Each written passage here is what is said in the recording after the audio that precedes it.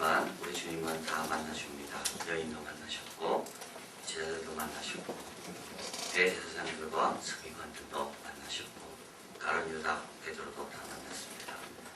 주님이 만나지 않은 사람은 한 사람도 없습니다. 예수님을 피할 수 없습니다. 오늘은 빌라도를 만나십니다. 그런데 예수님을 만나게 되면 고민이 생깁니다. 예수님은 그냥 만나시는 게 아닙니다. 예수님을 만나게 되면 하지 않던 생각을 해야 합니다. 빌라도 예수님 때문에 얼마나 난처하게 되었습니까? 양심도 모처럼 살아나게 되지만 선한 사람을 만남으로 인하여 잃고 살았던 정의감도 생각나게 되지만 다른 사람의 때문에 예수님을 십자가에 못 박아야 되는 그런 고민에 빠지게 됩니다. 여러분, 예수님 만나면 고민하게 됩니다. 빌라도가 오늘 이렇게 소리치죠. 이 예수를 내가 어떻게 해야 되나? 이 예수를 내가 어떻게 해야 되나? 베드로도 소리쳤습니다. 이 예수를 내가 어떻게 해야 되나? 가룟 유다도 소리쳤습니다. 이 예수를 어떻게 해야 되냐? 대제사장과 장로들도 소리쳤습니다. 이 예수를 어떻게 해야 되나? 가룟 유다는 배신을 하기로 했습니다.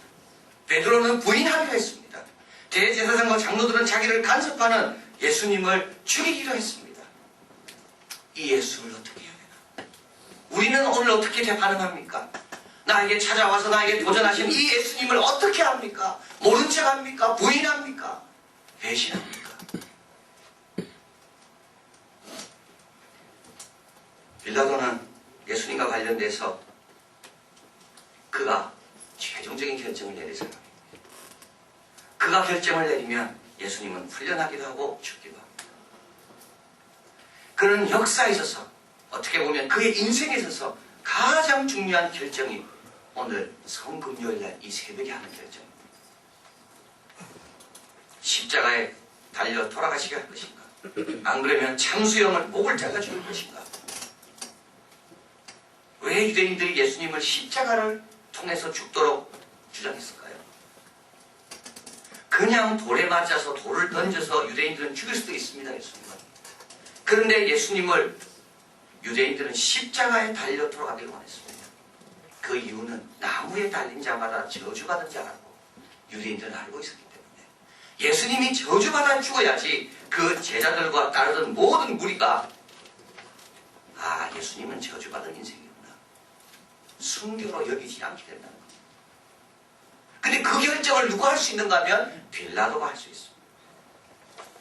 빌라도는 이걸 알았죠. 이렇게 말합니다. 나는 너를 놓을 권세도 있고 죽일 권세도 있다.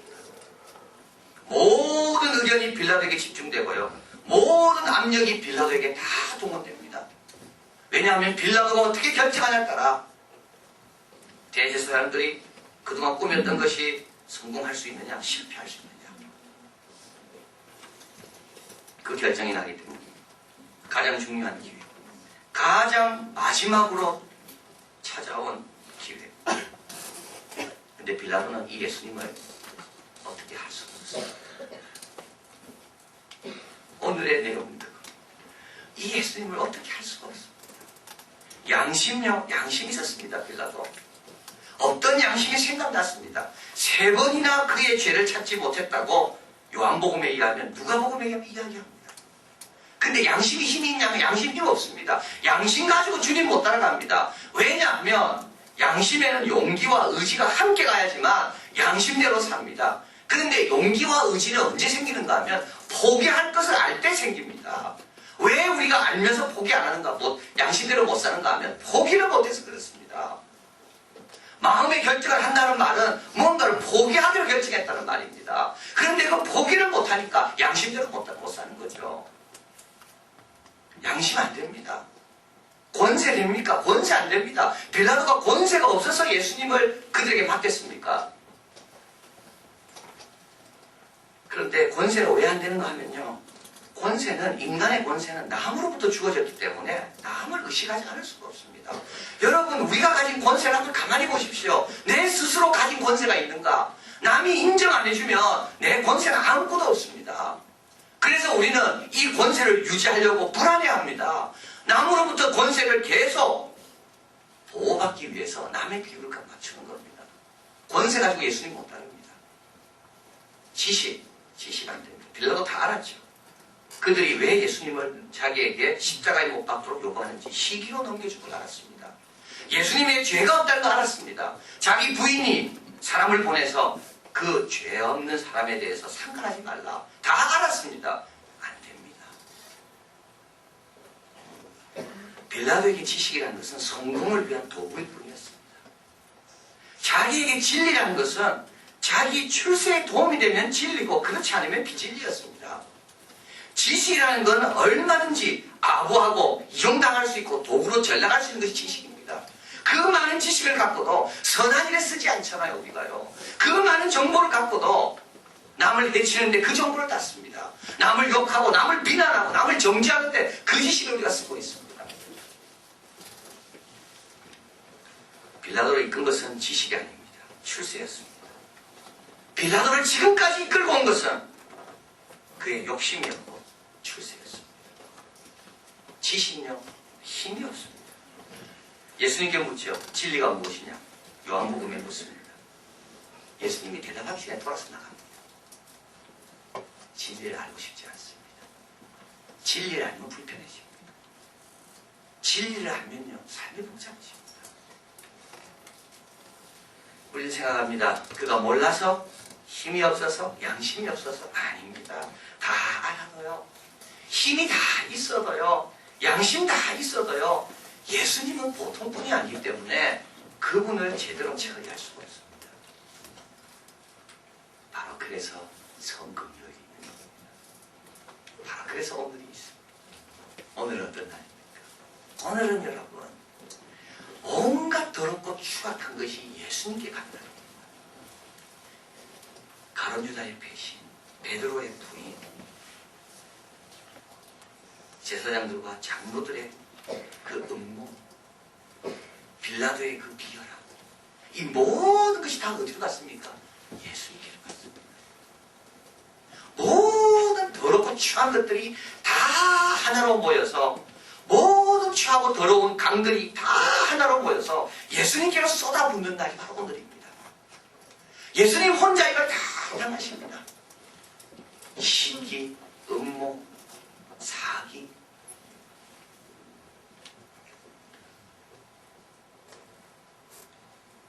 그래서 오늘만큼 하나님의 진노가 확실히 임해야 되는 날은 이 땅에 없었습니다.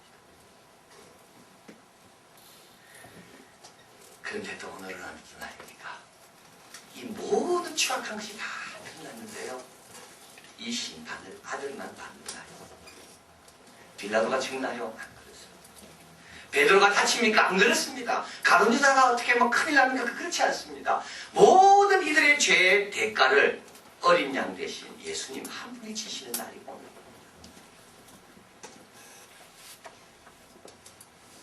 그래서 아들이 외치죠. 아무도 안 외칩니다. 아들만 외칩니다. 나의 하나님, 나의 하나님, 어찌하여 나를 버리시나이까. 콜린 스미스는 말합니다. 갈멜산, 하늘에서 내려온 불이 제단만 사는 것처럼 아담과 이브가 하나님께 범죄하고 쫓겨났을 때 하나님은 그들을 저주한 게 아니라 땅을 저주하신 것처럼 하나님은 인간의 모든 죄를 한 어린 양에게만 다 심판하시도록 결정하십니다. 이게 복음의 핵심입니다. 이 예수님을 알기 전까지는 예수님을 따라갈 수 없습니다. 예수님이 당하신 게 뭔지를 알기 전까지, 예수님이 사람으로부터 당한 거, 나를 대신하여 하나님으로부터 당한 거, 그것을 알기까지 예수님을 우리는 바르게 처리할 수가 없습니다.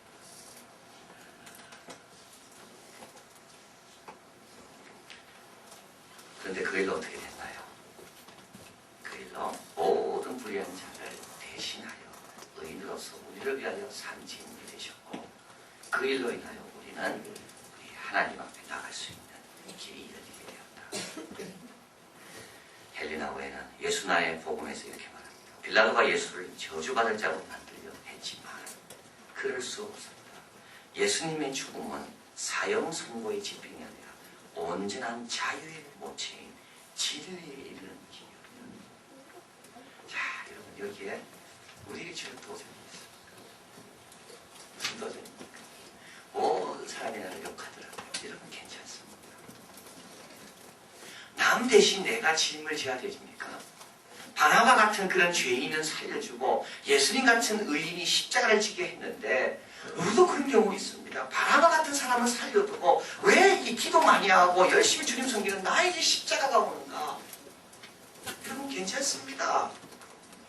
그게 바로 성금요일날 예수님께서 보여주신 겁니다. 모든 오해를 다 받아도 우리 예수님은 모든 심판을 다 받아도 우리 예수님은 그냥 묵묵히 감당하고 그 길을 간 겁니다.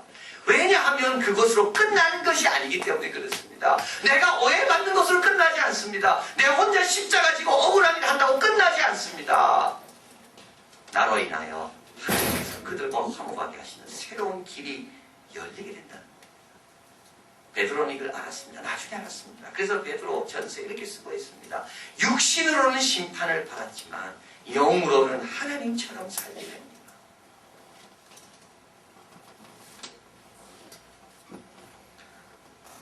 우리 이번 주 오시게 주기철 목사님의 막내 주광조 장로님, 그 주기철 목사님 어떤 분이십니까?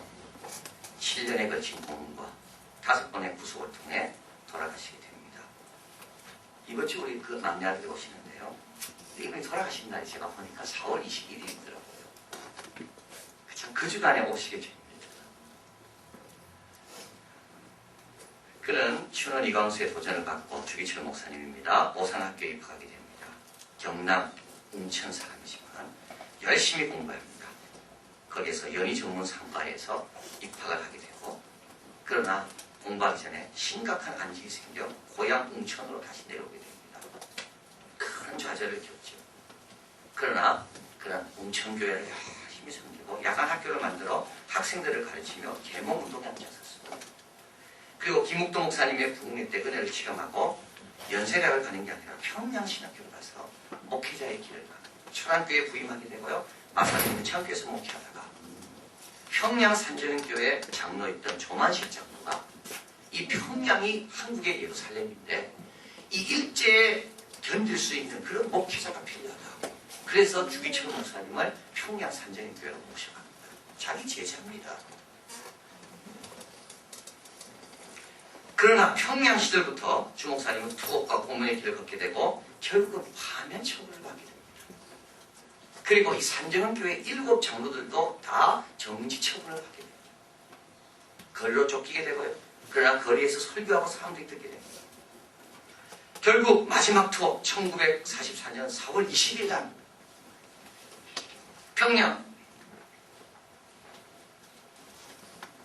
형무소로부터 급한 정갈이 오종호 사모님이 옵니다. 이 오종호 사모님은 둘째 부인입니다. 첫째 부인은 돌아가시고 이 돌아가시는 사모님이 자기와 함께 교회 학교를 섬기는 이 오종호 집사에게 목사님과 내 아들을 맡기게 됩니다.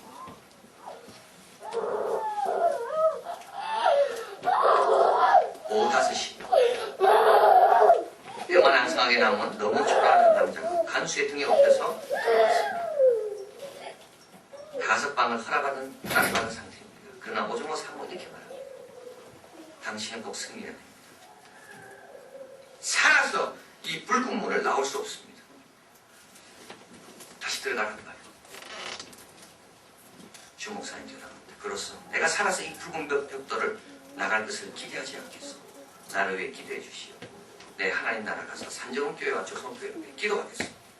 내 죽음이 하나의 썩은 미랄이 되어 조선교회를 구해주길 바랄 뿐이야. 그리고 오종호 사모는 돌아갔고 5시간 후 4월 21일 금요일 7년의 원고 끝에 그는 순교했습니다. 고난에 대해서 그가 이런 말을 했습니다. 주기철 목사님이요. 주님을 위해 오는 고난을 이제 피하였다가 다음에 무슨 낯으로 주님을 대하오니까. 주님을 위하여 이제 당하는 수욕을 내가 피하였다가 그 다음에 주님이 너는 내 이름으로 평안과 즐거움을 다 받아 누리고 고난의 자는 어찌하고 왔느냐고 물으시면 나는 무슨 말로 대답하리까.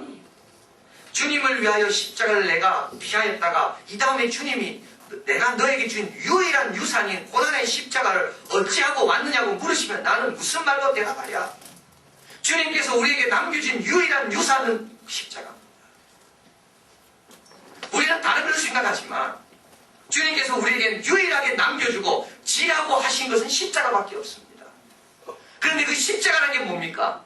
내 혼자 모든 오해와 모욕과 질시를 다 당하는 겁니다. 내 혼자 다른 사람의 죄의 대가를 내가 지는 것이 십자가입니다. 우리는 거꾸로 살지요. 주님께서 우리에게 유일하게 남겨주신 유산 십자가.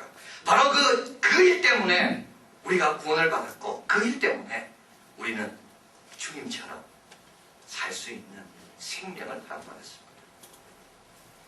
우리 예수님 말씀합니다. 요한복음 12장 24, 20 하나님의 밀이 땅에 떨어져 죽지 아니하면 하나님 그대로 있고 죽으면 하나님 열매를 맺느니라. 자기 생명을 사랑하는 자는 잃어버릴 것이요 자기 생명을 미워하는 자는 영생하도록 보존하리라. 사람이 나를 섬기려면 나를 따르라. 나 있는 곳에 나를 섬기는 자도 거기 있으니 사람이 나를 섬기면 내 아버지께서 저를 귀히 여기시리라. 성금요일이 어떤 날입니다. 하나님이 이 땅에 떨어졌었는 날. 그러나 하나님이 이 땅에 떨어져 썩음으로 많은 열매를 맺는다는 것을 우리에게 확신으로 주시는 날이 성금요일입니다. 여러분 가정이 어려움 있습니까? 왜 우리 가정만 이걸 당하게 합니까? 왜 나 혼자 십자가를 져야 됩니까? 여러분 아닙니다. 주님이 여러분을 믿기 때문에 맡긴 십자가입니다. 그리고 십자가는 결코 십자가로 끝난 적이 없습니다. 하늘에 계신 우리 아버지가 귀히 여기신다고 되어 있습니다. 내가 하나에 떨어져 미랄이 썩으면 많은 열매를 맺는다 주님 약속했습니다. 빌라도에게 찾아간 주님. 이 모습으로 우리에게 찾아옵니다. 성금요일날 우리가 만나야 될 주님은 이 주님입니다. 그리고 주님은 우리에게 묻습니다. 너는 나를 어떻게 할 것이냐? 나를 버리고 빌라도처럼 이 출세와 평안 길을 향해서 달려갈 것이냐? 나와 함께 십자가를 지러 갈보리로 올라갈 것이냐?